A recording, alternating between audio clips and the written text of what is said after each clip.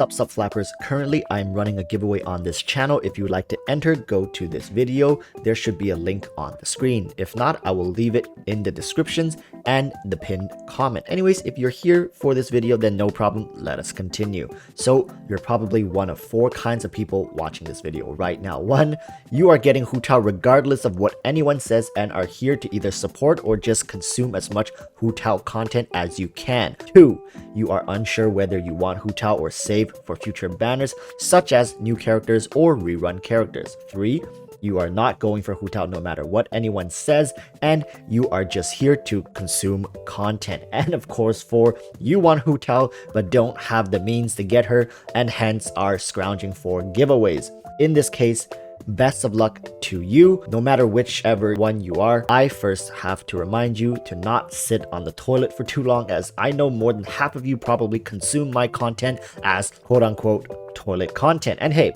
I take pride in that. Anyways, let's get on to Hu Tao and whether or not you should be going for her. So when we are asking the question, should you pull or skip Hu Tao, who are we really going to compare her to? With current news, Hu Tao is the newest banner and we have no idea who is coming afterwards her. Will it be a new character or a rerun banner? Firstly, let us compare Hu Tao to the current banner KeQing. I know, right?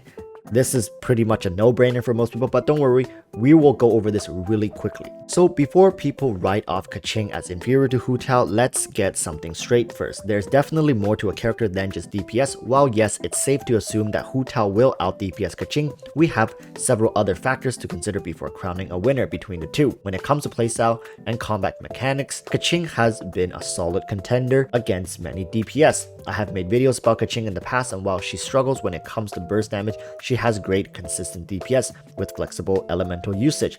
Electro is currently in a weird spot and functions more as a medium element rather than an active element such as Pyro. What I mean by that is, it doesn't matter how you use Electro, you get a mediocre result for the vast majority of the time.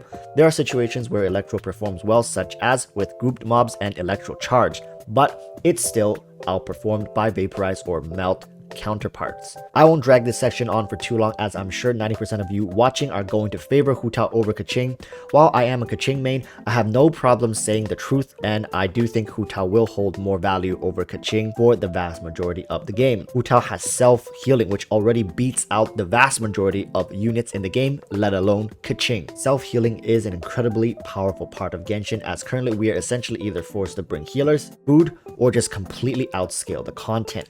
And with Hu Tao, I think people are really undervaluing just how important self-healing is. There's no way to get heals in this game other than from food or healers.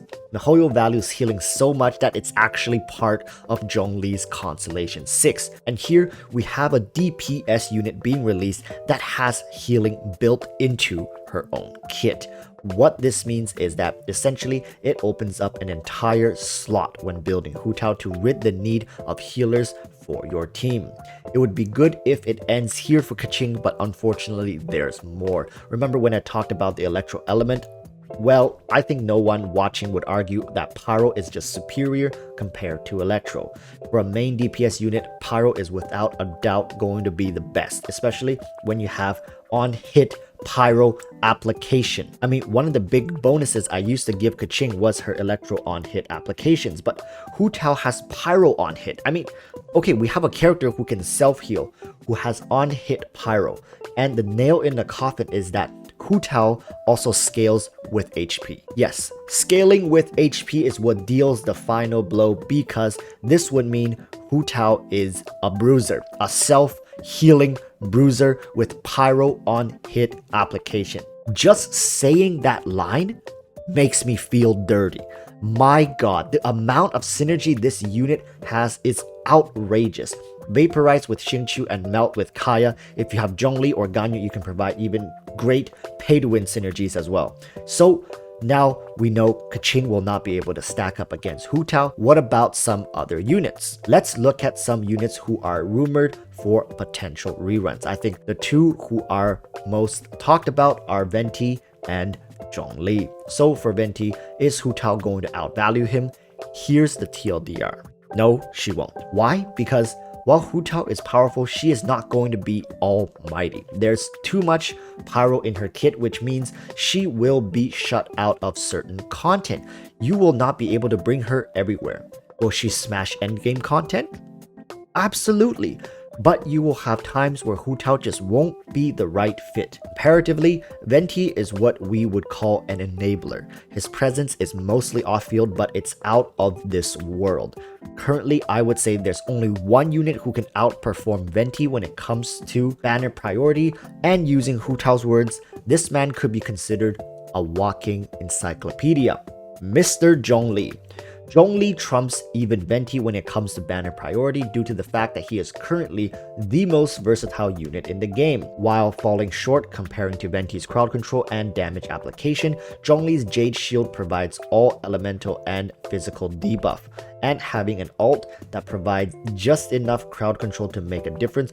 Personally, I value Hu Tao, and I fully respect those who are going for her, but I urge you all to wait until the end of her banner and wait for some more concrete news for what's coming after. That is, if you care about meta and min-maxing, of course. If Hu Tao is your waifu, then do what must be done. Now, I talked briefly on team synergy earlier for Hu Tao, and I don't want to go too in-depth in this video, but I will say that Hu Tao is looking free-to-play friendly. From potential synergies to weapon choices, there seems to be great choices all round. Xingqiu, Barbara, Kea, Bennett are all great units to be paired with Hu Tao, while also weapons such as the Dragon's Bane, Prototype Star Glitter, even Dragon Spine Spear can work if you have consistent cryo applicators such as Kea, Chongyun, or Ganyu. And guess who miHoYo put on Hu Tao's banner? And not to mention, Lithic Spear, Deathmatch are superb choices if you have them as well. Finally, I'm going to say something that may piss off a lot of Xiao fans, but we have to say it. Yes, I think Hu Tao will be better than Xiao.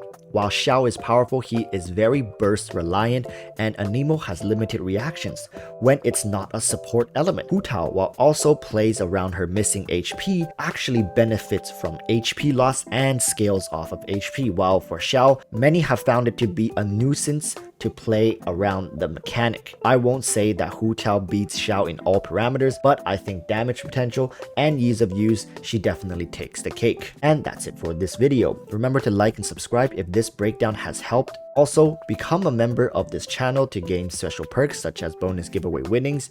Once again, check the description for the giveaway video, and I wish you all the best of luck both for Hu Tao summons as well as for the giveaway. Now, that's all the time we have today, but of course you bet I will be back again tomorrow with another video. So I will hope to see you all there, and until then, stay safe and peace.